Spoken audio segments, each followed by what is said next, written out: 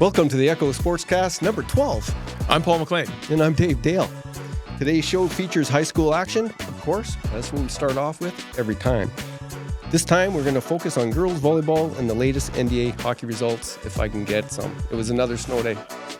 And we've got a really neat salute to the recently announced Senior Football All-Stars, with the juniors to be announced soon, probably right after we record this. So that's something we can maybe add on to next week's. And our spotlight interview is with North Bay's Malory Dominico, a high-scoring talent with the Nipissing Lakers women's hockey team. It's a really good conversation that's worth listening to. Yeah, I thought she did a great job. So following our piece with Malory, which you can find the longer version of it on the North Bay Echo YouTube channel. We're going to have video highlights from the Lakers' last game before the Christmas break, which is going to happen this evening as we're recording on Wednesday. So looking to go to 12-1 on the season. And yeah, we're going to include, with part of our conclusion, a salute to the curlers after an event at the Granite Club on the weekend. And we've got a few other odds and ends, like where to find the NDA schedule for junior and senior boys basketball games, girls volleyball and hockey. But before that, let's hear from our title sponsor that makes all of this podcasting possible. And that's Laframboise team at Realty Executive Local Group Inc. Brokerage. Hi, I'm Natasha Laframboise, sales representative with the Laframboise team at Realty Executives Local Group Inc. Brokerage. We are a local real estate team here in North Bay. Our team of sales representatives, Matt Laframboise, Phil Seguin, and Adam Negro, are ready to help you through the buying and selling experience. We have been providing service to the North Bay and area community for over 17 years. Our goal is to provide knowledge, support, and guidance in order to prepare your home for sale, bring it to market using multiple selling strategies, and get it sold. As a home buyer, we have 2 buyer's agents ready to help you find your home sweet home. If you'd like to know more, check us out on our website, laframboiseteam.ca. We are always happy to help.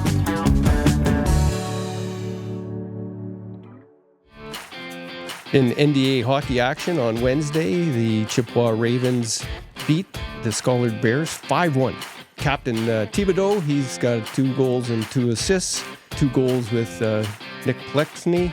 Chippewa is going to be playing Algonquin on Saturday in Memorial Gardens, 5 o'clock.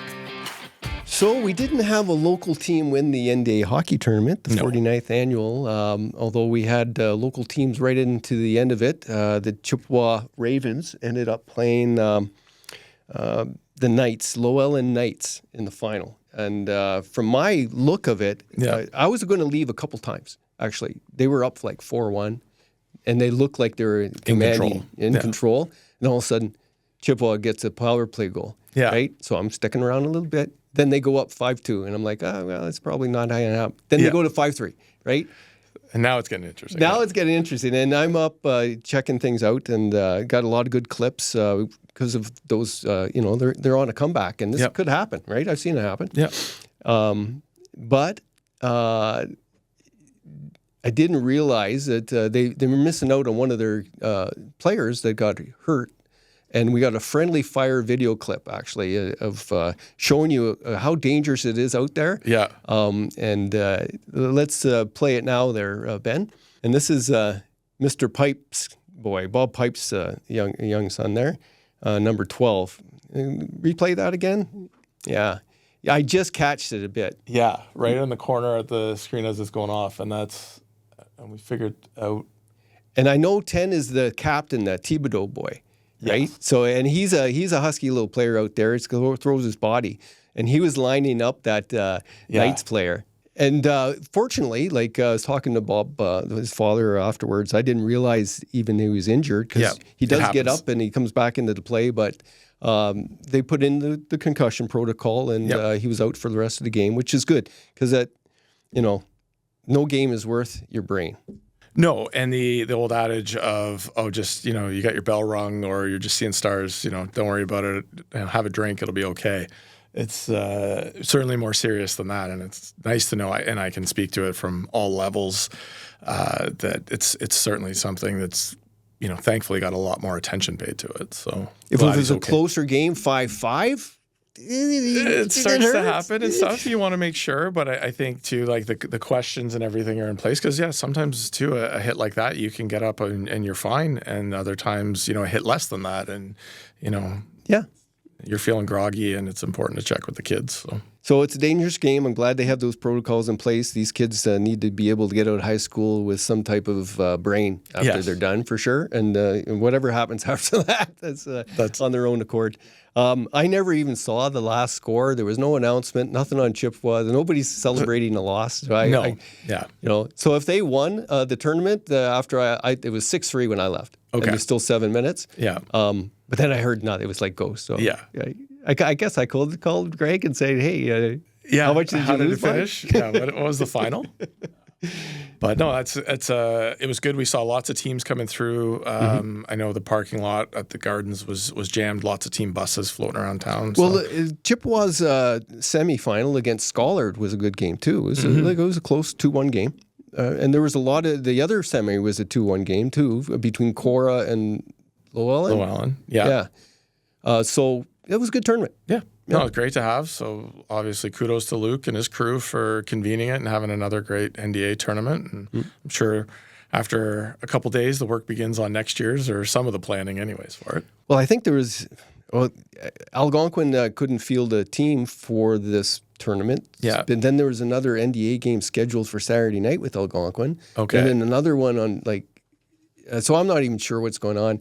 I've lost total connection with any of the people at the NDA. I don't know what's So if there's anybody listening, watching that wants to help connect us with it too, we would be thrilled. I was going to catch up with them tonight, but there's a snow day. So probably no games either tonight. So that's the one part of it's tough with scheduling the high school hockey is for whatever reason, even though you drive to the game. So I don't know. I could be wrong. Maybe they are going to have that game. I think I got to pick one kid up at Ferris tonight, so I'll have a peek. Maybe there is a game after them. We'll get back on track. Yeah. So on Tuesday night, I was able to catch up with some NDA high school action. I was at the girls volleyball. There's a doubleheader at Chippewa against Algonquin. And great volleyball. Yes. Yeah. Yeah, I think by the time you start to see, I've actually been impressed. I've been to some of the grade 7-8 volleyball because my daughter Brooklyn's playing, and I'm really impressed with the coaching and like the organization, the systems that the kids are trying to play. Obviously, there's a wide variety of competency and skill from some of the kids as they're learning. It's not an easy sport. No, I've always found that there's a lot to try to get together to have rallies happen, and you're starting to see it. So take that, and between some of the club volleyball between kids playing Panthers or Lakers, you've got a lot of strong volleyball kids. So it shows when you start to see it in the senior level for high school. Yeah, and it's funny. Algonquin's senior team lost to Chippewa. And I got to interview the captain of Chippewa, Sydney Bruner. Yes, yeah. Yeah, and she's a very nice woman, young woman. She very articulate and spoke well of her teammates. It was a good interview. I know her younger sister and her family well, coaching soccer. So she plays a lot of soccer. Mark Bruner's dad coaches. Helps out with her and then helps out with the younger daughter. I think I saw him in the hallway there just sort of thanking me for interviewing his daughter. We didn't get to talk or anything, but it was very nice. I liked meeting the new student athletes, all very much more articulate than I ever have.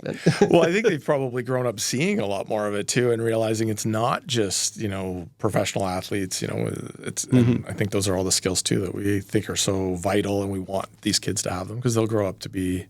Yeah.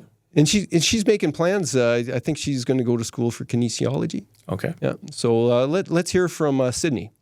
Sydney, you guys just beat Algonquin and didn't have too much troubles. Tell me about your team going forward this year and your record so far. Yeah, so we've lost one, won one, and we really just want to be the most positive and encouraging team in the district. And this year we hope to challenge the Schollard Bears in the NDA final again. And then from there we hope to move on to NASA and OFSA, which we are hosting. So we really want to be positive and really improve as a team this year. Who are some of your teammates that are going to help make that happen, some of the veterans on the team? Yeah, so our team is made up of many veterans.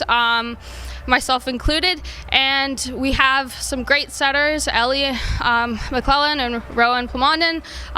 Some really great hitters like Aaron Harrison, Brooke Ravel, Ella Hart.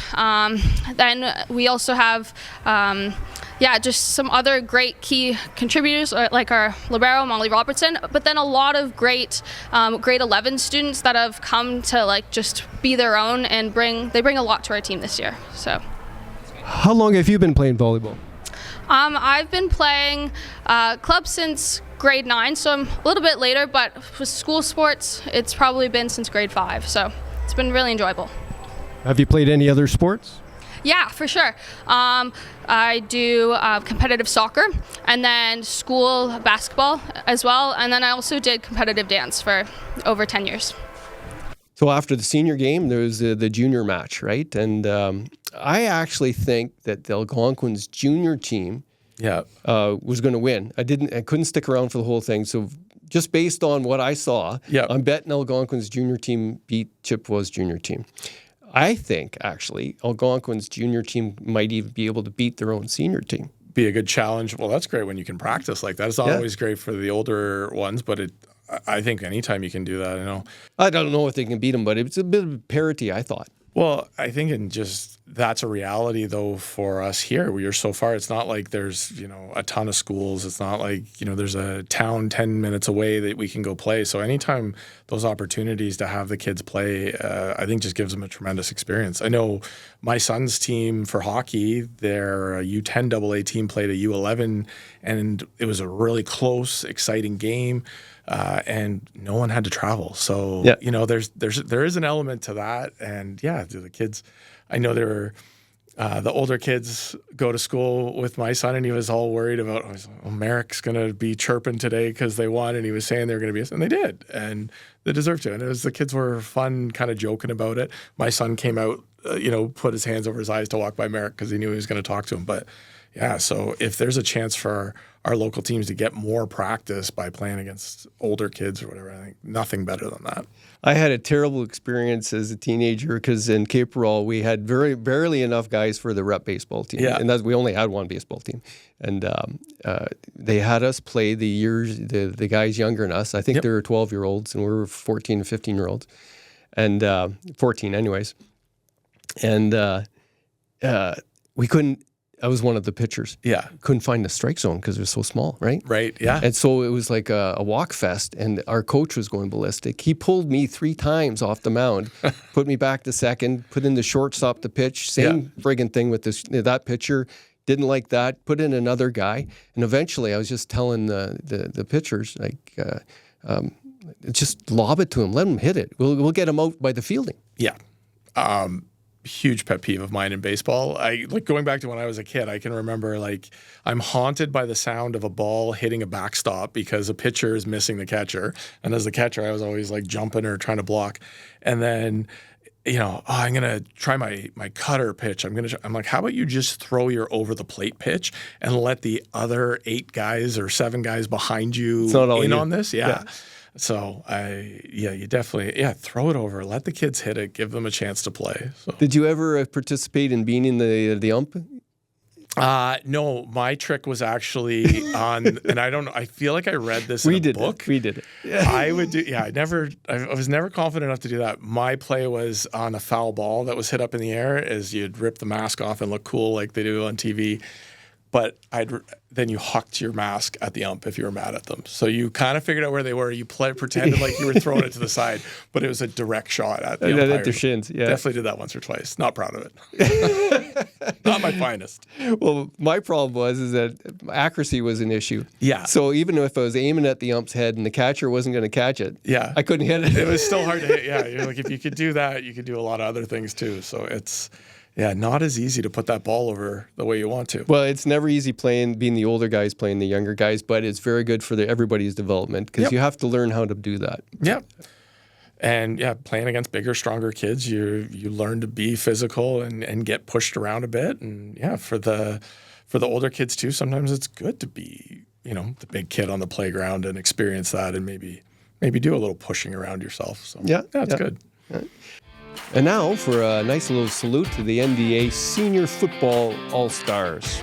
The offensive All-Stars, quarterback Dane Mayer from Algonquin, running back Carter Amon from West Ferris, and the athlete of the offensive All-Stars is Justin Marietti from Schollard.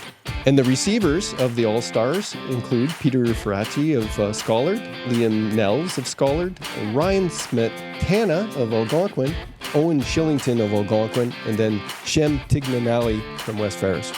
On the offensive line, we've got Julian Dubé from Algonquin, Wyatt Grant, also from Algonquin, and Paul Canuthia from Algonquin, Nolan Trainer from Schollard, and Caleb Welland from West Ferris.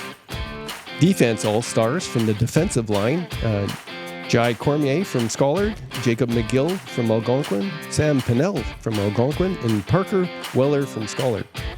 Linebackers, Jacob Dubois from Algonquin, Austin Rapatoni from Ferris, and Matthew Seguin from Algonquin. Defensive backs include Jalen Adams from Schollard, Max Dufresne from Algonquin, Dawson LaBelle from Schollard, Owen Lacroix from West Ferris, and Lyndon Russell from West Ferris. And congratulations to all the All-Stars. Great job. And I'm going to read out the comment under the Beta Day story. Yeah. Coffee Cup says, should you not highlight the athletes that are not doing a second round of grade 12? I mean, I guess there's always room for an asterisk there. So maybe we can pass that feedback on to Chris Dawson and he can include that next year. I think it would have to go to the NDA football guys, and they'll tell you, come back for your grade 13 and we'll put you on the list. Yep. Because they need guys that are from grade 13 on the football team. I think, I mean, this is just my personal opinion, but like the elimination of grade 13, I didn't think I was ready to go to university after that. So, I totally recommend and understand the need and why kids would want to have that extra year to come and, improve your grades, have another kick around with the sports, enjoy it, enjoy that year, do it before you got to go in and start working. Well, you do realize it was all done as a provincial scam, right? Do you? No, tell me. I would love to know more about Well, this is my theory anyways. Okay. The province wanted to cut funding to secondary schools, so they eliminated a grade. And at the same time, they increased the student cohort going to colleges and universities. So they added doubled up, and they, whether they didn't think about it or they didn't care, but basically that put a whole nother year on the backs of parents outside their taxes, right? Yeah. And often that's a lost year for the reasons you just said, because a lot of students aren't ready to go at that time. No, it was, I did really well in high school, but I did a lot of it from personality and, being able to be on different, being busy, I think was a big part of it, and getting to know the teachers. And you were a teacher suck up? I don't know that I was a suck up. I just found a way to kind of work that a little bit. I had some, we had a mature teaching staff at Collingwood at that point. So I think a lot of them were really comfortable in their roles. Small town too. Enjoyed their jobs, small town. Yeah. I can still remember having, Jerry Hunwicks was the football coach. Not that I played football, but geography teacher. But I can remember him talking in my OEC year, if you guys have marks that you need for school and you're not getting them, he was just an open book. Come talk to us. Maybe there's some extra work you can do, or we can find a way to get you that. Don't feel so they were really trying to bridge the gap as teachers at that point. And I really appreciated that. Because by the time I got to university and my personality or whatever that got me by from being able to, get an extension or, talk up some marks, well, I was surrounded by people that were just like me. And now I wasn't prepared for, the big eye opener that, there's other people trying to do this. Or just because you put your hand up to volunteer, you may not get that because there was 20 other kids that wanted to do it. So it was hard. I'll be the first to say big transition. University was not a success and took a long time to kind of find my way through. And I bounced around to other schools. So, looking back, I learned a ton from it, but maybe not the traditional aspect of what university is meant to be. And so my feeling is for the kids, take your time. You've got all the time in the world to work and deal with the stress of being an adult. Be a kid for a little bit longer. There's no rush. Yeah. Right. Well, I told my boy in grade 9, you're going to grade 13. Yeah. Like, just plan on it. Just plan. I need another year if I'm contributing to any of your post-secondary. Yeah. I need another year to save up because it's lost, right? Well, it is. And it's more time for the kids to get a job and start to have some of their contributions and do that. So, yeah. So every family has to deal with it different. But when I talk to some of these really bright, young grade 12 students, I still think that they should take time before they get to post-secondary. Well, you mentioned that the double cohort year was what it was called when all those kids graduated. My youngest brother experienced that. So he was, I can't remember, on the upper end of when everyone was going to graduate. But my parents signed him up for a Rotary exchange. It seemed like the perfect time to do that. I think his hope was to go to Switzerland or Australia or, Brazil. He had all these interesting places, and he ended up getting selected to go to the Philippines. Oh. Yeah, which I don't know as a 16 or 17-year-old when he did that. I think they did it before the actual graduation year. That was a lot for him. He was 6 hours from Manila, and from what I understand, it was maybe not, he wasn't snowboarding or doing this, on a beach surfing like he was hoping. It was a little bit more, but I think he got a more realistic experience of what life was like. But well, reality helps. Yeah, it definitely, it motivated him for sure. I know he came back, and I think he was more studious than any of his other two brothers were, because he kind of had that motivation of like, I'm going to do well in school, and he ultimately did. So, but again, all of that is like, what's the rush to go off? Let's get as many life experiences in as you can. Well, our next segment is Malory Dominico, a good spotlight interview. Yes, and as we mentioned before, she did a great job on it, and we were talking about the game that's going to happen tonight. So at the time that we're recording this, and I'm not sure I'm going to be able to make it, but maybe you and I can catch up for post-game beer at Casey's and go over and discuss and do some show planning too. Well, I didn't get to have my iced tea, a Long Island iced tea I wanted to have before the hockey on Saturday. So, yeah, that's a good plan. Okay, so we can do that. I'll get finished dropping off all my kids, and we can head by for Casey's and catch up on our chicken wing consumption, and maybe I'll have my Belgian Moon beer that I like to have. But I left room in my diet this week for chicken wings. Well, that was very responsible of you to do that. So, yeah, so join us at Casey's. Whether it's a weekday or a weekend, it's going to be filled with good food, great drinks, and even better company. Casey's on Algonquin, just a North Bay staple. Yeah, easy to get to, right on the highway bypass. Casey's is a proud sponsor of our episode today, and a place with kitchen late, so you can always get out for those great late night snacks. Here we go. I want you to all tune in and listen to Malory Dominico. She's a bright light on the Lakers women's hockey team, and she has good experience, and I like how she talks about her sister. Sister love is good. Yeah, it was a very good conversation to talk about maybe growing up first in her shadow and then moving along beside her. And they're both outstanding hockey players and probably even better people. Describe how it feels to be an athlete in North Bay, because there is a lot of support for athletes in North Bay. Yeah, the reason that I really stayed at Nipissing is because I love North Bay and I love the community, and I've always had nothing but support, like from my minor hockey to when I played junior to now my university career. Everybody's always so supportive, and I wouldn't get that anywhere else. Well, we got to plug Maria's.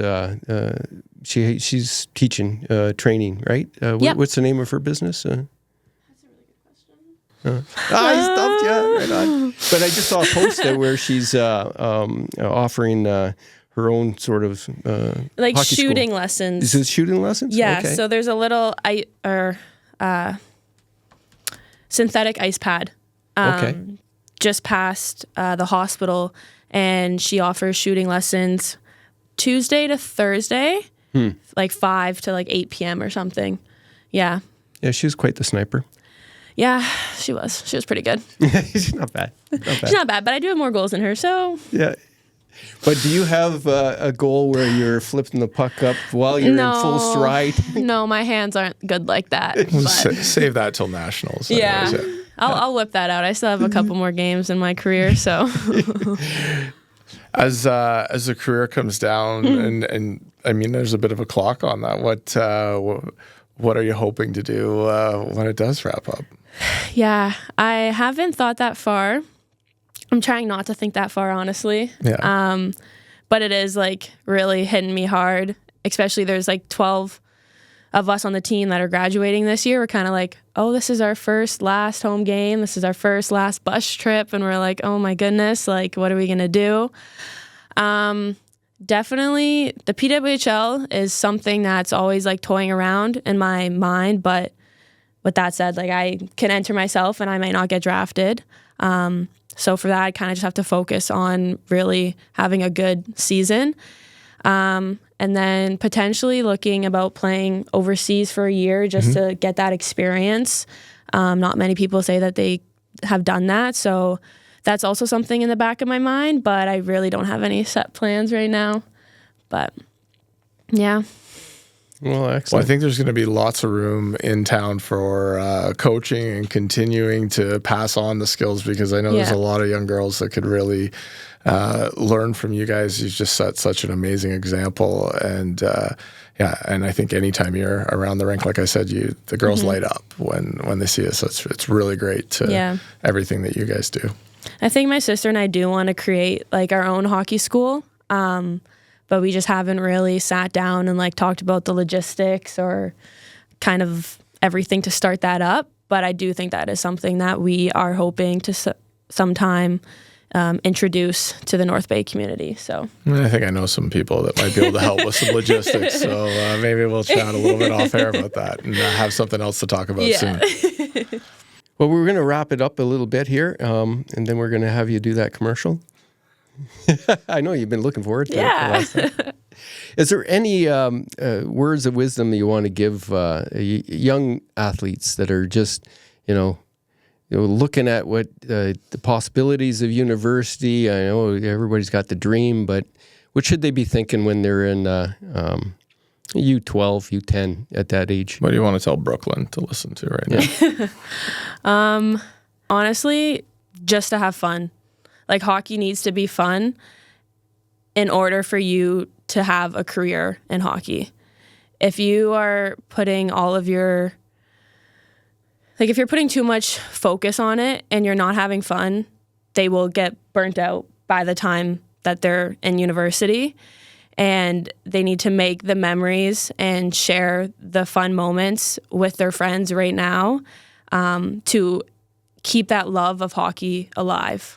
Yeah, words with wisdom for sure. Yeah. Live in the moment. Yes. That's things come together if you just keep living in those moments and enjoy it for sure.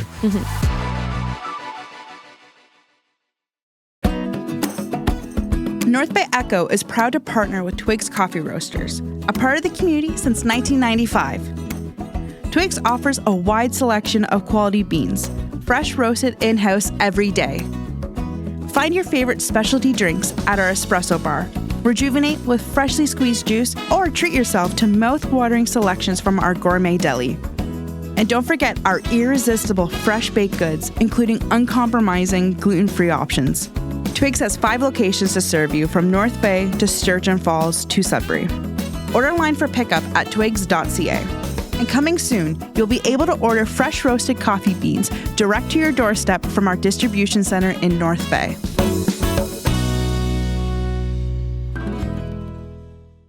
That was a nice little segment from the longer interview. And if you want to see the longer interview, go to our YouTube channel, North Bay Echo, and you can see all the different spotlight interviews we've done over the last couple months. Yeah. It's been great getting to talk to and meet different people in sports. I really look forward to the interviews, and the feedback that we've been getting in the community from different people after the interviews has been fantastic. So yeah, it's a nice growing collection of good for the archives. It's very good. Yes, our best of shows. Yeah. So we checked out the action on Wednesday night with the Lakers women's hockey team taking on Waterloo. These are the top 2 teams in the OEA. The Lakers didn't finish on top of this one, though. It was a 2-1 shootout loss, but it was a really good, I think, learning curve moment for them, because Waterloo's hosting the National Youth Sport Championships this spring, and the Lakers want to be there, and these are the top two teams. And I think what they learned from the Waterloo is that that's a team that's built on speed, and if you let them dictate the pace, you're going to be scrambling to react to that. Now, the Lakers have some really good counter punches where they have some people that can go down and, on a breakaway and a goal, like Jill Hennessy's first goal at the end of the 11:53 of the first period. She broke in and then curled into the net and scored, assisted by Madison Desmarais. So they were actually up 1-0 going into the second, but Waterloo stormed back with their speed. Eventually, they ended up getting a goal. Cassidy McCarthy scored, assisted by Andrea Murray, and the league leading scorer, Carly Orth. She actually scored in the shootout as well. So I think the Lakers need to go to school on what this Waterloo loss experience was. I was talking actually to one of the players, power forward, Kiara Raitt, R-A-I-T-T, Scottish. She was a blue-eyed brunette Scottish and an engineering student, so really smart. So we had a little bit of chat there. She was kind of teasing me about the camera, and she was going to borrow it for her own blog, but she doesn't have one. She's just kidding. I was teasing her about going down there and ending up on her belly in the Lakers crease, telling her she's not going to make the highlight reel doing that, and she kind of just smiled and said, well, it's a process. It's a step in the right direction. Next thing you know it, next play, and I have a clip of it, she steals the puck off one of the Lakers, goes in and almost passes it for a score. So she's one of the middling forwards with them. I think she's fourth year. And I have another clip of her in front of our net, giving Sandquist a bit of a hard time. And so watch out for players like that. Waterloo is a serious team, fast, and the Lakers are going to need to figure out how to counterpunch them. I think they have the talent, but they're going to have to go to school on this loss. So looking forward to seeing them in the new year. They finished up the first half as at 11-2, and I believe that the Waterloo is now 11-3 or 12-3. So they're league in the lead. They're a step up over the Nipissing, but that's the competition they're looking at. It was a good game, good team. The score, I think Abby Lunny was the only one that scored in the shootout for the Lakers. So congrats to Lunny. And congrats to Sundquist. She stopped 41 shots in the game, so she's a brick wall back there. Obviously, with her two national championship series experience, she's going to be important to the Lakers going forward. So, Paul, I didn't see any photos online of you hoisting the silver stick tournament or anything like that. No, trophy. So unfortunately for the North Bay Trappers in all age groups, I saw a lot of competitive hockey in Sudbury, and it was really exciting. I know in my son's division, they played Coppercliff, an Ottawa Silver 7 team, and Sault Ste. Marie, who they hadn't had a chance to play yet. All great teams. So I know they dropped a game, I think 2-1 to Ottawa, beat Sault Ste. Marie 3-0, and then lost a heartbreaker to Coppercliff in the semifinals 1-0. But just like amazing hockey, could have gone either way. And then on that other side of the semi, it was a 1-0 final. Sault Ste. Marie met Coppercliff in the final, and Coppercliff won 1-0. So, I mean, hard for the boys. It was definitely some sad faces when they got eliminated. But, I mean, they worked so hard, and the games were great, so it was exciting to see. The U12 AA team for North Bay Trappers also lost in the finals, I think 6-3 to Coppercliff. And other teams, either made it to the semis or didn't quite get out. But great hockey being played in Sudbury across all the rinks. Bit confusing that they were having games on Thursday. I'm not really clear on taking kids out of school for multiple days like that, or if Sudbury is kind of taking advantage of our semi-proximity. But it did feel weird driving to and from on both Thursday and Friday for one game. I guess the most positive thing to come out of that was we avoided all the snow that Sault Ste. Marie and Southern Ontario had. So it was a crazy weekend everywhere else. Yeah, the whole, like, it seemed like Snowmageddon, and if you were in Sudbury or North Bay, you didn't see any of it. So yeah, my mom lives in Coniston, and she got her snow tires on the morning before. Yeah. So it's it's one of those things, and I'm sure a big part of that would be ice availability, and that's where the need to have the rinks. I think probably too, what it allowed them to do was not interrupt Thursday evening practices and programming for other teams, and that's why they were able to take advantage of it. But yeah, it leads into an interesting question. Great that we've got the new arena coming into North Bay, and that's groundbreaking was held Thursday at 1. Yes, tomorrow actually. But we're talking about it today. Yeah. So you'll hear it tomorrow, Friday. Yeah. Yeah. Very confusing. So exciting. I can't wait to see shovels in the ground and the chance to do that. And we'll maybe hold off that conversation of like, okay, great. So this is going to fix the Ferris problem. What are we going to do to start preparing ourselves for when P-Plangio has gone past its life? Which has brought me to an interesting question that I've always wanted to have asked. And I thought I would talk to you because of your years in politics and being around and covering, City Hall or working with the city on different issues like that. There is an urban myth, legend that exists in this town that a private arena would not be allowed to operate in North Bay if someone like Canadian Hockey Enterprises or CanLand or just a private citizen like wanted to build and open a rink. Do you know the answer to that? I don't think the city can legally stop a development, especially under the provincial government that is pro-developers. Yeah. I believe that they can make it really hard for somebody to get the approvals and permits and et cetera. And if they didn't want it, you're not going to like dealing with them. Yeah. Just naturally. I could see the city sort of feeling, oh, well, you're mowing our grass and you're making competition for us when we're investing in arenas. But there's a lot of politicians in town and people that would think that it's better and people that don't like paying taxes and would rather that the hockey players fund something rather than them. I think you couldn't be stopped. Yeah.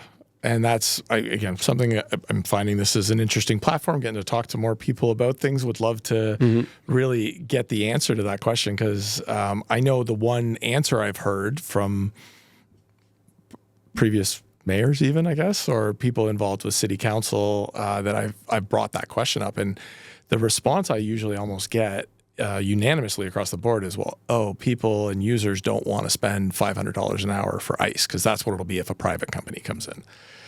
And that seems to shut most people up when you provide that answer. Like, oh, you're right. And what I've experienced that in, my time of both having the store and watching other parents do it and now being a parent myself is, it's easy to talk about, Trout Creek Ice is only $80 for a half hour, so it's cheaper for us to go there.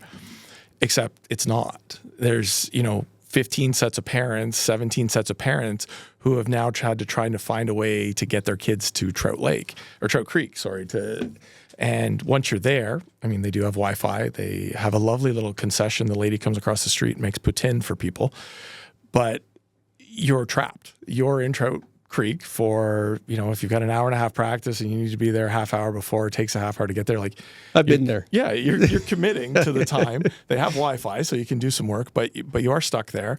Everybody's driving their big trucks down because it's harder and harder for us to carpool. So to me, that $80 an hour ice is not $80. That's closer to $500 if you start factoring in the time and the fuel and everything. So to say, and I'll bring that all back around, I don't know if you presented it that way if parents would balk at $500 an hour to run ice. And I don't think it always has to be $500 an hour either. That might be just the prime time. And you could, be able to be a little more flexible in how you get rid of ice that's maybe not being used or been turned back. Because maybe I don't want to spend $300 for an hour of ice, but if I can get it for $150 the day of, I can organize some kids and I can come out and do it. So I just would really like to know the answer to that question. And well, I think the answer is political because it's always about political will. And if you can get And if you don't need the city's approvals on rezoning, and you have property that's commercial or whatever, if you don't need the council to do anything, not a problem. But if you need them, it's a matter of selling them on the idea, and the timing, of course, is going to be essential. Land use at its end of life in 5 years, maybe, who knows? And this one's coming online. Is that going to be competing? It was in the market pressures for ice are going to be different then. We don't know what it's going to be like 5-10 years. But they're going to be just opening up their new twin pad, and they're going to want people to rent it. Yeah. Right? So, which did happen a little bit at Omichelle when the new fields came in and the costing was different than some of the others. I know. But you see what happened there? Right after they put in Omichelle and were trying to break all the field and force people to rent it, Scholar put turf in, Nipissing put in turf. Yeah. Right? Yeah. And it's, it was before my involvement in baseball. So, in baseball's numbers kind of were on a downswing. And then baseball has a funny thing in Canada for people that don't know it. The success of the Blue Jays actually is a great contributing factor to the success of baseball. And I'm sure baseball associations across Canada can chart where they've had, declining numbers and rising numbers. I think I talked about it before on the original interview you guys had with me. Like, baseball is cool again to kids. So you're seeing that, and we're able to drive, I think, maybe had that happen, we could have driven more need for the fields if that all didn't happen in a decline. I think the difference in the arenas, though, is that what you're going to see is the end of life of these outlying arenas is going to be where it really stings North Bay, is all of a sudden when Trout Creek is not there and Burke's Falls is not there. And, now all of a sudden this problem that no one really knows about because it's been taken care of by rep parents traveling or, booking practices out of town, you'll see that effect. And then the flip side is, if anybody's afraid that they're not going to be able to use enough ice time or that the rink's going to sit empty, I can tell you, come to the rinks on a weekend, come see when a tournament's in town. You will, if you're not living in it, if you're not in that environment all the time, you'll be very surprised to see how many people are involved, what's at stake, and the benefits to it. So if you let a local developer build on property that they have, and they're going to reap the benefits of having, whether it's some hotels or restaurants or things, it can only help the city. I would really love to hear an argument against that, about how that doesn't help our city. And I don't think we need to add more staff. We're not talking about taking away from any jobs at the other facilities, because I know they're going to be used. And I mean, they're probably going to be the ones that subsidize the ice costs a little more. That is normal. I know lots of people think, I've heard it from people, if I won the lottery, I'd build a rink in North Bay and I'll make so much money. And it's like, well, that's not really the case. Like, there is a lot that goes into it. The city does subsidize it. It is part of recreation and a cost of a service that you have. But I just love to dive into that argument more than we have. If somebody can help answer our questions beyond what I think this might start the conversation a little bit more, because, we'll see. Yeah, maybe I slant a little bit in my politics towards less government and allowing the, supply and demand to sort of take on what it needs to sort of push business in the direction it needs to go. But that's just I'm just one guy with one opinion. Yeah. Well, I think there's a good balance that could be done. The municipality can have its memorial gardens, and it's soon to be named Noah Strong Arena. Yeah, the Noah Dugas Arena with the Butch and Darren Turcotte pads. Yeah. There's room for private enterprise, for sure. And I'll go a step further, that I really believe that the current landscape of youth sports and youth elite sport, this would probably blow some people's minds, but I could see people wanting to leave areas where they're not getting the services, or they're, in order, especially if they have flexibility in their job and they can, work remotely, or I think North Bay would be a really desirable place for people to live because of the cost of living and some of the simplicities. But, and I know people, I even saw comments after the rink, like, no one's moving here because of, an arena. No, they're not moving here expressly because of an arena, but they might not move here due to a lack of facilities. Yeah. And I think that that's something that people need to worry about and should be a concern. And, as those conversations come about, what do we do about things like Castleholm? Who's going to work in Castleholm? Where are the young families that are going to come to North Bay if they don't have things for their families to do? They'll choose other communities to go. So I think that's that thing that gets lost sight of every time somebody just wants to save a little bit on their taxes and, not invest in these things. And that's kind of why we've ended up in the position we're at. I think decades of nobody wanting to invest in youth and invest in some of that infrastructure. I'm laughing because it sounds like a speech for a candidate running for mayor. I don't even start that conversation. I do not want to do that, and I will not probably. But it was sounding get pretty in good. some trouble in my house. Sounding very political there. I like to be political on the side, maybe a political advisor. I recognize a soapbox when I see one. Yeah, well, I mean, you would know it. So you've definitely talked to lots of people who've been on soapboxes. So right. I love it. This is good. Well, these are the conversations we should be having about sports and athleticism and infrastructure. This is a good conversation to have. And a good place to have it. I think so, and it's great talking to the athletes and hearing their stories. But yeah, there's the stuff behind the scenes and what can we do to pull all in one direction instead of a tug of war over resources. So I know there's a whole sector in North Bay that'd be very interested in doubling up with a private enterprise that would make for an indoor tennis facility because I know the guys at the Granite Club and the tennis there. Was it Francois? Francois, yes. Yeah. They've been working on proposals for years. And with Canadore coming up with its, but not having an indoor tennis facility. So I did see tennis being played there the other night, actually. Yeah. So I think there was because they have that one court So there's two courts in the end, and it can be set up for volleyball. I don't know if they have basketball portable nets or whatever, but yeah, so it's a full-on sport court. I think it just doesn't respond to the tennis ball the way that it's because it's not either it's a not court the right surface. But I think it's really good with pickleball. But yeah, I saw two guys hammering serves at each other pretty good on that. So it is there. But yeah, Francois mentioned to me about one time they had an opportunity to host a big tournament here, and then weather kicked in, and that's the end of that. That's the end of that. So it makes it really hard to be able to rely on it. But yeah, he said that there's definitely a demand for tennis and the Dome. And I mean, just talking to Algonquin about what they've set up there and being able to finance that themselves and what it provides for their students, it's like stepping into another world being in there. We've been fortunate to have, we're into the second week of the wiffle ball and the skills training.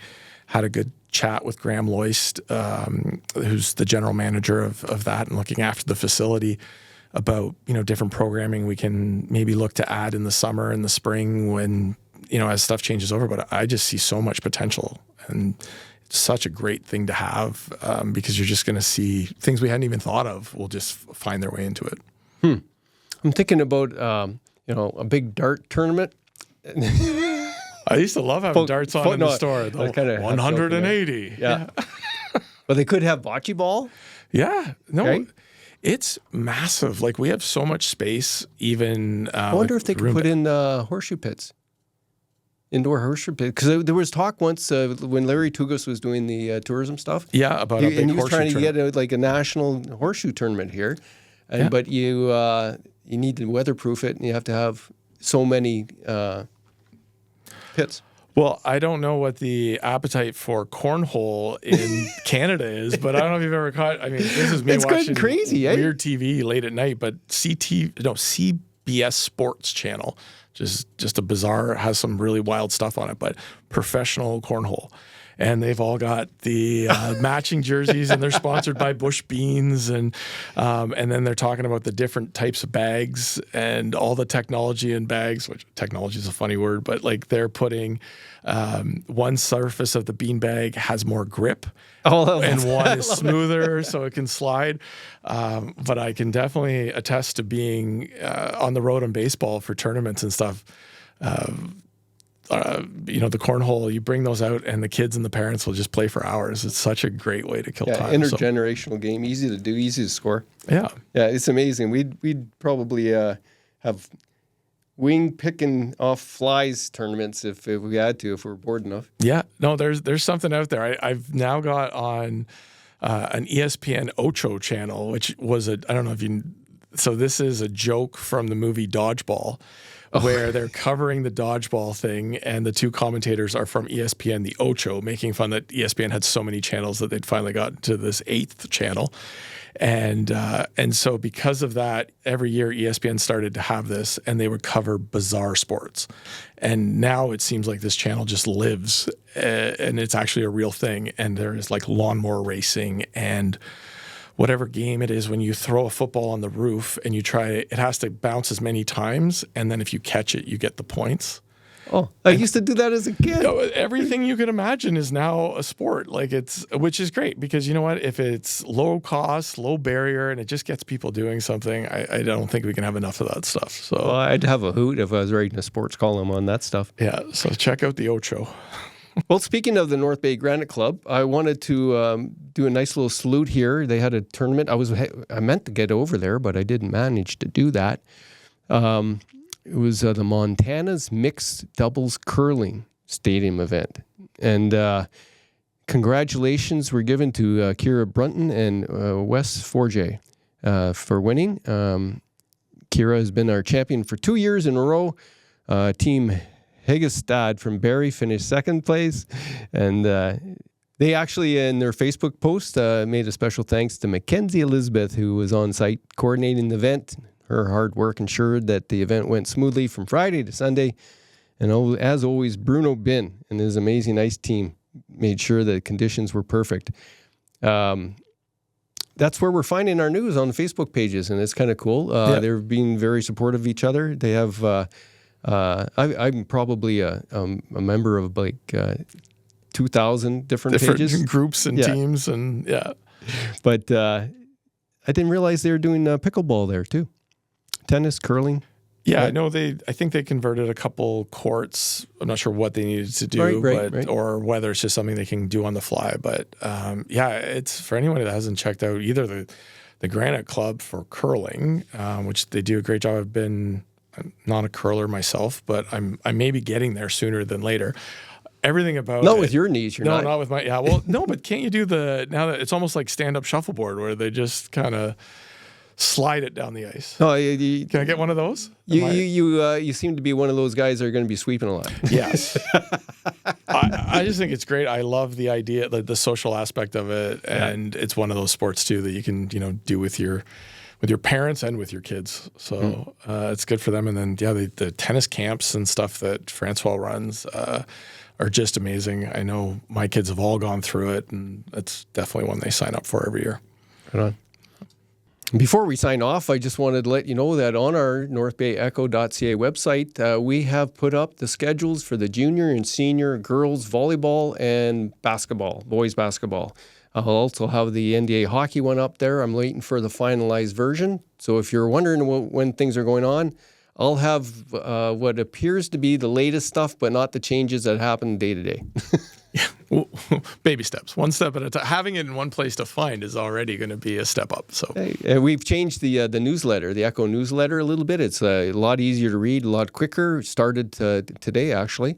And then it goes to links that are inside on our webpage. So there's stories to go with the podcast, not just little descriptions.